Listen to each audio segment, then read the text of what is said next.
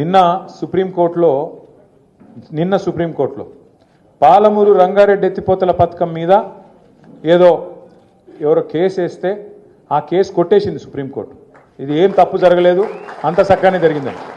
అదే సమయంలో సుప్రీంకోర్టు ఒక మాట అన్నది, కాళేశ్వరం అనేది ఒక ఇంజనీరింగ్ అద్భుతం అనే మాట కూడా సుప్రీంకోర్టు స్వయంగా చెప్పింది. ఎందుకు చెప్తున్నా అంటే ఎవడు ఏమన్నా ఎవడు కారు కూతలు కూసినా మనం యాది పెట్టుకోవాల్సింది ఒకటే. చిన్నప్పుడే పెద్దోళ్ళు చెప్పారు మనోళ్ళు, నిజం అనేది కడప దాటే లోపల అబద్ధం అంగేసుకుని ఊరంతా తిరిగేస్తుందట. అట్లనే ఈ లంగలు వీళ్ళు కాంగ్రెస్ వాళ్ళు. నా డౌట్ అయితే వాళ్ళే గులగొట్టింటారు. ఆ రోజు మేడిగడ్డ దగ్గర కూడా బాంబు గింబ పెట్టి వీడియో ఏదో చేసింటాడు.